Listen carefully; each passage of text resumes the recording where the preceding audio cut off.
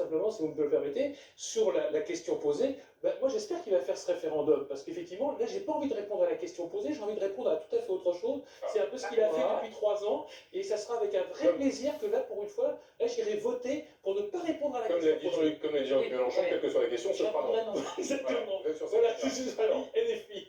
Alors, pour autant, c'était donc une demande des membres de la Convention citoyenne pour le climat, mais une demande qui ne suffit pas à les satisfaire, bien entendu. Je propose d'écouter ce que disait William, qui est l'un de ces 150 citoyens membres de la Convention. C'était lundi à l'issue de sa rencontre avec le chef de l'État. Ça ne peut pas être l'arbre qui cache la forêt. Je veux dire, il y a beaucoup de mesures à faire passer, et ça en fait partie, de faire un référendum sur le sujet. Il ne faudrait pas que ça éclipse totalement le fond de la Convention citoyenne.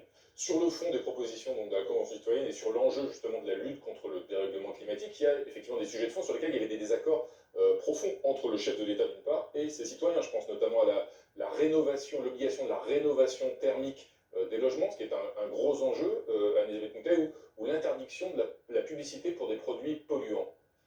L'interdiction de la publicité pour des produits polluants, c'est un problème avec les entreprises, elles savent se défendre, je ne suis pas inquiète. Il ne faut pas le faire.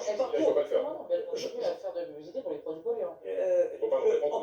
Donc ça, je pense qu'il n'y a pas d'asymétrie. Je pense qu'il n'y a pas d'asymétrie dans les gens qui vont se battre là-dessus. Et personnellement, je ne suis pas spécialement pour la publicité pour les produits polluants, mais je pense qu'ils peuvent se défendre. En ce qui concerne les décisions sur l'isolation thermique et le chauffage, alors encore une fois, on a 150 membres dont la capacité à voir la situation dans son ensemble, c'est-à-dire les moyens que les gens n'ont pas pour se chauffer. Et c'est tout de même important de se chauffer parce que les morts du Covid, c'est rien à côté des morts de gens si ils ne peuvent pas chauffer chez eux. Le problème, c'est pas de se chauffer, c'est de lutter contre les passoires thermiques. Il y a toutes sortes de choses, mais il y a aussi se chauffer puisque les maisons à partir de 2021 n'auront plus le droit d'avoir des chaudières à gaz. L'électricité coûte 4 fois plus cher, le chauffage à l'électricité coûte 4 fois plus cher que le chauffage à gaz. On a donc des gens qu'on a choisis dans un pool qui était vraiment totalement polarisé sur une seule chose, uniquement l'environnement, sans se rendre compte du contexte humain. Et de la justice sociale, vous voulez dire aussi. On peut appeler ça de la justice sociale, l'expression sert à beaucoup de choses aujourd'hui. Mais je pense que c'est terrifiant et encore une fois, c'est une mauvaise idée. Et surtout, leur donner cette légitimité me tue vraiment beaucoup. Oui, le monde est en état d'urgence climatique. Place à l'action. Organisons un référendum. Ah, c'est ça. Duel de la semaine. Et bien, le duel de la semaine, Elisabeth, il est fratricide. Il oppose à ma gauche, oui, Christian Jacob, 61 ans, le président du Parti Les Républicains, et à ma droite, forcément, Bruno Retailleau, 60 ans, le chef de file du groupe LR au Sénat. Alors celui-ci, Bruno Retailleau, ne cache pas qu'il a très envie d'être le candidat de la droite à la présidentielle de 2022. Seulement, voilà, il n'est pas le seul, ils sont même nombreux dans ce cas. Certains se sont un peu éloignés des Républicains, comme Xavier Bertrand ou Valérie Pécresse. D'autres sont toujours membres du parti, comme Rachida Dati ou Laurent Wauquiez, mais aucun d'entre eux ne s'impose. Alors comment les départager? C'est le casse-tête de la droite. Bruno Retailleau, lui, il a bien une idée. Il veut une primaire et vite faire voter les militants du parti. Le noyau dur de la droite, c'est le meilleur moyen de se faire désigner, pense cet élu de Vendée, qui incarne une ligne conservatrice, très traditionnelle sur les questions de société, et assez répressive sur les questions de sécurité et d'immigration. Bref, Bruno Retailleau se veut le successeur de son grand ami François Fillon. Seulement voilà, avant de conduire son camp à la débâcle en 2017, François Fillon, il avait été désigné précisément par une primaire, et l'épisode constitue aujourd'hui encore un profond traumatisme pour les Républicains. Christian Jacob veut donc à tout prix éviter cette procédure susceptible de creuser un peu plus les fractures internes à la droite. Alors mercredi, lors de la réunion du bureau politique du parti, il a réussi, Christian Jacob, à gagner du temps. Avec l'accord des autres dirigeants, il a repoussé la désignation du candidat de la droite, et ce n'est qu'après les élections régionales qui sont prévues juin prochain que les adhérents de LR réunis en congrès seront invités à décider d'un système de départage, attention, on ne dit plus primaire, pour adouber leur champion. Le souhait de Christian Jacob, c'est qu'un candidat naturel s'impose d'ici là. Le problème, c'est que son candidat naturel à lui, c'était François Baroin, et qui s'est effacé, qui l'a déclaré forfait. Alors ce Messie capable de rassembler la droite, est-ce qu'il existe vraiment? Et si les Républicains, finalement, se chamaillaient sur la procédure juste pour éviter d'admettre que pour une grande partie des électeurs de droite, leur candidat naturel pour 2022, il siège déjà à l'Élysée et il s'appelle Emmanuel Macron, Jean 81. Mais vous Vous avez absolument Démonstration résumé. imparable. Démonstration imparable. Qu'est-ce qu'on peut ajouter à cela? Effectivement, dire que Emmanuel Macron s'est fait élire en 2017 sur une promesse, c'était celle justement de rompre avec les clivages habituels entre la droite et la gauche. Et 3 ans après, on se retrouve avec un président qui assume clairement son déport vers la droite. Il n'y a plus d'espace pour une droite normale. La droite est occupée par la République en marche, du moins ce qui reste du parti La République en marche, parce que la droite, elle s'est toujours incarnée dans un homme. Et c'est pas un hasard si le parti La République en marche est en train de disparaître sous nos yeux. Et dans la plus parfaite indifférence du président de la République, il devrait quand même s'inquiéter de voir son groupe fondre comme neige au soleil jour après jour, mais qu'on n'en a strictement rien à faire, parce qu'il sait que l'élection est celle d'un homme, et il créera un nouveau parti, voire éventuellement passera à la proportionnelle. C'est une promesse qu'il pourrait tenir, ce qui lui permettrait de gouverner ainsi avec le centre, la droite, et de se maintenir au pouvoir encore 5 ans de plus. Donc votre analyse, elle est juste parfaite, Renaud Lévy. N'en faites pas trop, n'en faites pas trop, n'en faites pas trop, vous reviendrez. Je serais étonnée par cette justesse. Cette justesse, c'est simple. Arrêtez, mauvais garçon. Elisabeth Boutet n'est pas du même avis. Je ne suis pas du même avis et je pense qu'il y a un candidat de la droite possible et qui a des chances, c'est Édouard Philippe. Mais avant ça, je voudrais même parler de la notion de primaire. Cette idée de primaire, on s'est emparé de ça parce que c'était bien et c'était américain. Et Parce que c'était ça a fait forcément- voter énormément de gens, plus de 4 millions de gens ont Encore une voté fois, lors de oui, la mais première vote, c'est un fusil à 2 coups, alors qu'aux États-Unis, c'est un fusil à 50 coups. Qu'est-ce que c'est que les primaires? C'est un processus qui dure 10 mois et qui permet aux gens de tester État après État les candidats pour voir si ça marche, si ça les intéresse, si ça. Étape après étape, il faut bien souligner ça. Alors, il y a quelques trucs comme le Super Tuesday où il y a plusieurs Non, étapes. mais Mais ça veut dire attends, que, au fur et à mesure, on voit, parce qu'ils font campagne dans des États qui ont chacun des préoccupations différentes, et donc on les teste. Alors que là, ils ont voté pour Fillon. Pourquoi? Parce qu'ils voulaient embêter les deux autres. Juppé et Sarkozy avaient été au pouvoir à un moment, on voulait donc les embêter. Fillon avait été un Premier ministre tellement falot qu'on s'est dit en plus ça embêtera doublement Sarkozy, et il a gagné. Donc les primaires, je pense que c'est un piège, on ne devrait pas le faire, ou alors on organise ça d'une manière constitutionnelle comme les Américains, et on fait ça pendant 10 mois. Mais je ne nous souhaite pas ça, franchement. Attendez, Erwan Terrier a une idée. C'est sûr. Qui sera le prochain président issu des rangs des Républicains? Jacob ou Retailleau? J'y ai pensé hier.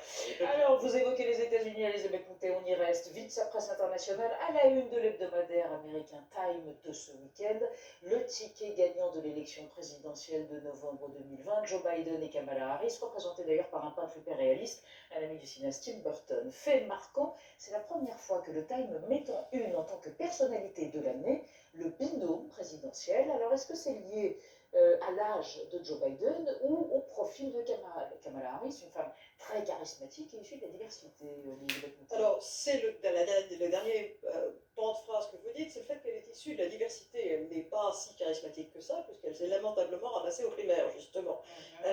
Mais elle est d'origine à la fois antillaise, anglophone, et Jamaïque et indienne. Et donc, comme maintenant ils choisissent leur candidat en remplissant des petites cases, et il faut remplir les cases de l'identité, Elle est de la incompétente, couleur de Kamala Harris. Je ne dis pas qu'elle est incompétente, c'était elle était chargée, enfin, le C'est pas ministre, moi qui dis ça. hein. elle était le ministre de la Justice de l'État de Californie, donc elle avait un rôle important, mais c'est pas une personnalité politique qui a vraiment marqué.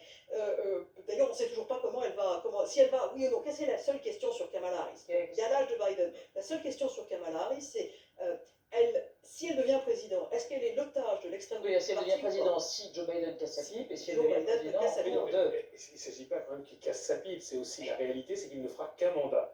Donc celle qui lui succédera, c'est elle. C'est On met- candidate. Ouais, c'est un candidat, Comme probablement, candidat. voilà, comme candidat, bien sûr. C'est pas la Et même donc chose. c'est pas rien, ça veut dire que mettre les deux en une, ça a une raison, c'est que effectivement Joe Biden se donne 4 ans pour faire de Kamala Harris quelqu'un qui soit La candidate. la candidate C'est pas- naturelle. C'est pas son objectif premier. Ouais, je pense. Je pense pas du tout que Et ce je soit trouve son très objectif. méchante à l'égard de Kamala Harris, heureusement. Je c'est sais très pas. méchant. Parce que C'est moi, pas je d'être trouve plutôt- méchant, moi, je je veux dire que trouve qu'elle- ça n'est pas une personnalité qui était importante dans le Parti Ah démocrate non, mais ça c'est clair. jusqu'à cette élection, et que la première partie, c'est c'était une personnalité qui était elle a importante, fait mais trop moins de modérée choses. par rapport à Alexandra Ocasio-Cortez ou d'autres. Voilà. Elle est Oui, plus à gauche, mais, mais elle était tout aussi importante. En réalité, on ne sait pas jusqu'à quand Merci, ces opinions sont comme ça, parce que le discours qu'elle a fait au moment où Biden a annoncé la victoire la nuit des élections, celle qui a duré un certain temps à être reconnue par Trump, elle a fait un discours qui était meilleur que celui de Biden, beaucoup plus punchy, et c'était un discours entièrement identitaire. Donc je ne sais pas dans quel sens elle va. Que changera ce ticket, cette présidence pour l'Europe, Jean Quatremer?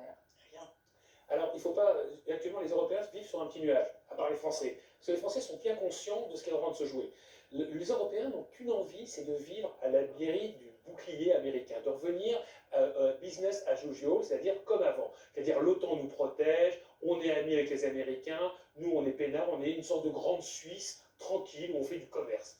Et on rêve de ça. Sauf que ce qui s'est passé avec, et ça c'est la furie de Trump, ce qui s'est passé avec Trump, c'est-à-dire l'isolationnisme américain, le retrait des Américains, le fait de l'Europe, que le fait que les Américains regardent ailleurs, regardent vers l'Asie, c'est quelque chose qui a commencé sous Obama. C'est un mouvement extrêmement long. Donc la peur aujourd'hui des Français, c'est qu'on perd à nouveau 4 ans à s'illusionner d'un retour de l'Amérique en Europe, alors que l'Amérique n'a aucune intention de revenir en Europe, et donc que ces 4 ans perdus soient 4 ans définitivement perdus.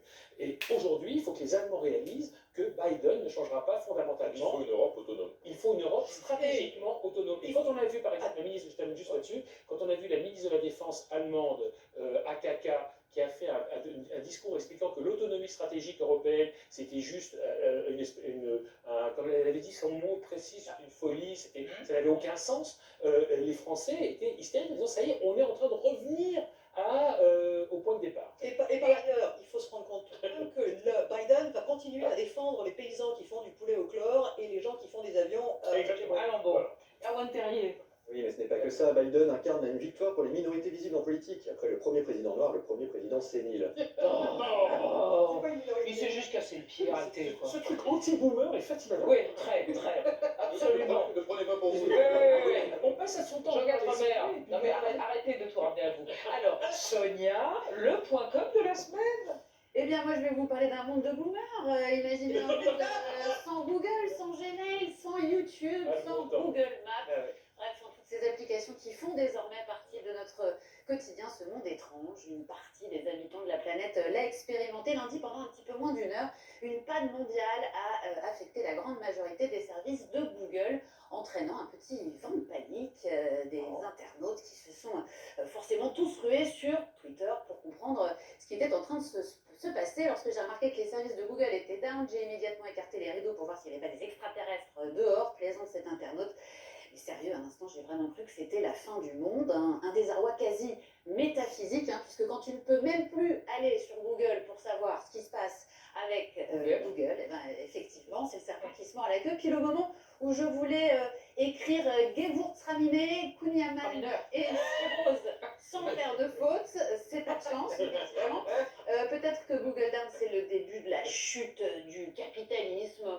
On craint, ou espérait, je ne sais pas, d'autres. Alors pour la fin du capitalisme, c'est pas complètement sûr. En revanche, pour la prise de conscience de notre dépendance à Google, là, on a avancé. Pendant quelques minutes, on a pu voir à quoi ressembleraient nos vies sans les services de Google. Spoiler, on est ultra dépendant. Il faut dire qu'en pleine pandémie mondiale, à l'heure du télétravail et de l'école connectée pour tous ou pour beaucoup, l'incident a eu des conséquences massives, notamment pour les jeunes, les étudiants. Pété de rire, comment je vais expliquer ça à mon prof de 60 ans avec qui j'ai un contrôle sur Zoom dans 5 minutes. Le monsieur déteste tellement Internet, il va dire que je mens. État de la société numérique en 2020 résume une mère d'élèves à Amsterdam. L'école a renvoyé mon aîné à la maison à cause d'une panne temporaire de Google Classroom. Dois-je en dire plus? Affecté également tous ceux qui ont confié à Google la gestion de leur volet roulant, de leur thermostat de chauffage ou de leurs interrupteurs de lumière, comme ce père de famille new-yorkais en plein désarroi. Là, je suis assis dans le noir, dans la chambre de mon tout petit, parce que la lumière est contrôlée par Google Home. J'y repense beaucoup actuellement. Ou encore cet autre habitant des Pays-Bas qui a dû repenser lui aussi à ce moment où il s'est dit tiens, ça serait une bonne idée de confier la sonnerie de ma porte d'entrée au géant californien. Bon bah voilà, il a repris un stylo et un papier, frappé, Google est en panne.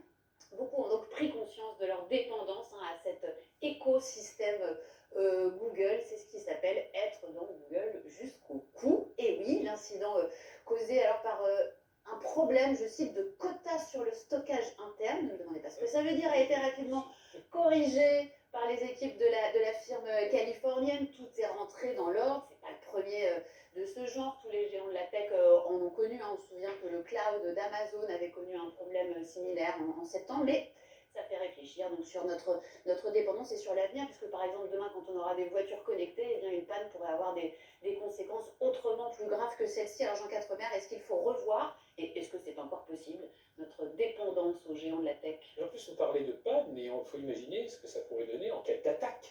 Cyberattaque. C'est la cyberattaque, c'est-à-dire que ça montre notre extrême dépendance, veut dire qu'on doit extrêmement se défendre nous-mêmes. Et on doit avoir la capacité de résister à des attaques provenant notamment de Russie ou de Chine. Jusqu'à preuve du contraire, ça n'est pas le cas. Et ça montre aussi que les Chinois ont eu raison de bâtir une grande muraille numérique pour se protéger justement des GAFAM Et américains. mieux attaquer les autres. Et oui, mais ils attaquent les autres, ça oui. Ah. Mais le résultat, nous on ne l'a pas fait, c'est-à-dire que nous on n'a pas bâti de grande muraille numérique, on a dit on va laisser jouer le libre commerce et on va laisser nos amis américains, qui sont nos amis pour toujours, évidemment, prendre un marché. Ils l'ont fait pour museler les opposants aussi. Oui, Mais aussi, les Chinois. oui, mais pas Ouais. seulement, c'est aussi, ils ont bâti leurs géants beaucoup. qui maintenant arrivent chez nous. Je veux dire, Huawei, tous les termes, Huawei. etc. Huawei.